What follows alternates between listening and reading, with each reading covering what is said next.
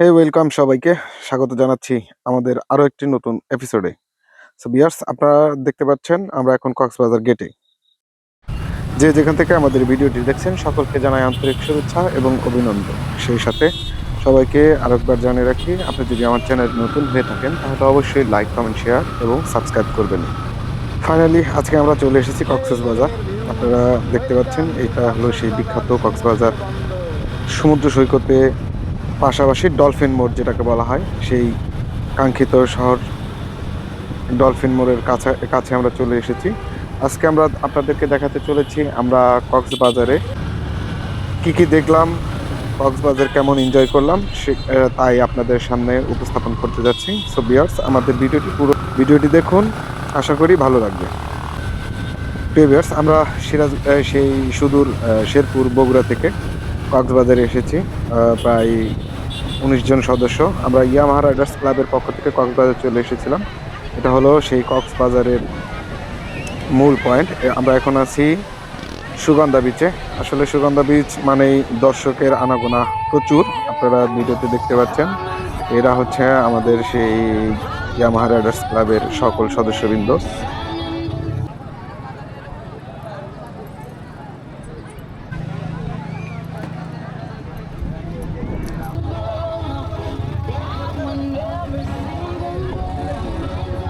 ভাই খালি বাজালে আমি ডান্স দেওয়া লাগবে।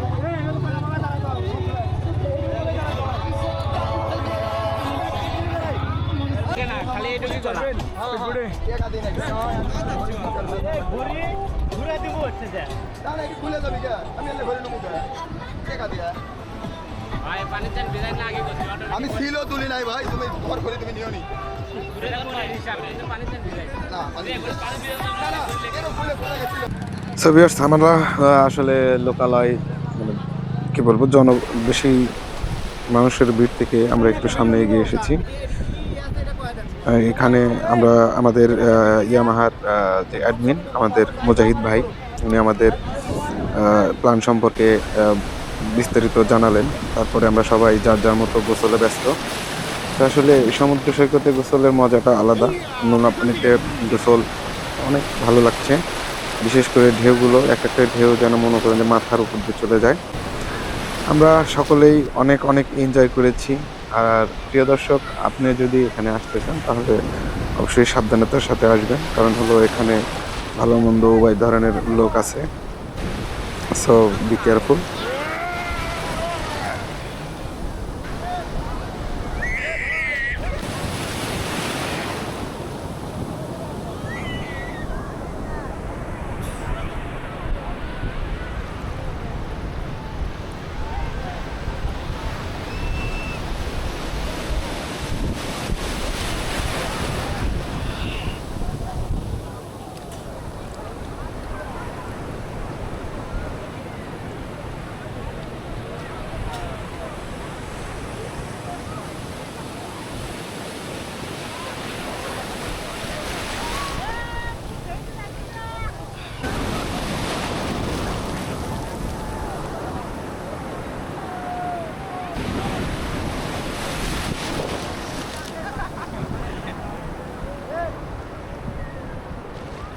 এখানে আসলে অনেক কিছুই রয়েছে, স্পিডবোট রাইডিং রয়েছে।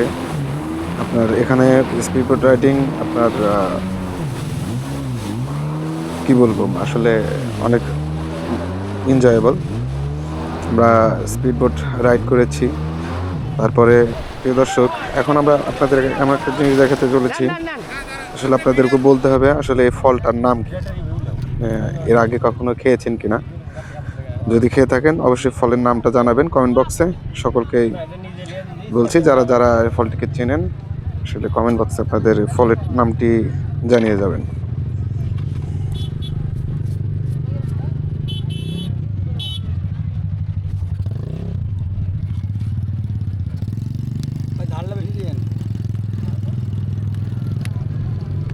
আমরা আমাদের গোসল সেরে ফ্রেশ হয়ে আবার বিকালে আমরা একটু মোটর সাইকেল নিয়ে বের হয়েছি। সমুদ্র সৈকতে মোটর সাইকেল চালানোর যে একটা মজা, সেটা নেওয়ার জন্য আমাদের সবাই আমরা একসাথে এসেছি। তবে মোটরসাইকেল চালান আর যাই করেন সাবধান, লোনা পানিতে আপনার মোটরসাইকেল নামাবেন না, কারণ আসলে লোনা পানিতে মোটরসাইকেল চালাইলে আসলে গাড়ির জন্য অনেক ক্ষতিকর। আর যদিও চালান সঙ্গে সঙ্গে পাশে কোনো যদি বাইক ওয়াশ পান তাহলে সেখান থেকে ওয়াশ করে নেবেন, নইলে আপনার বাইকটাতে জং আসতে পারে, বাইক ক্ষতি হতে পারে। সো ভিউয়ার্স, দেখতে দেখতে ভিডিও শেষ প্রান্তে চলে এসেছি। আমাদের ভিডিওটি ভালো লাগলে লাইক, কমেন্ট, শেয়ার এবং সাবস্ক্রাইব করুন এবং পরবর্তী ভিডিও দেখার আমন্ত্রণ জানিয়ে আজকের মতো বিদায়। আল্লাহ হাফেজ।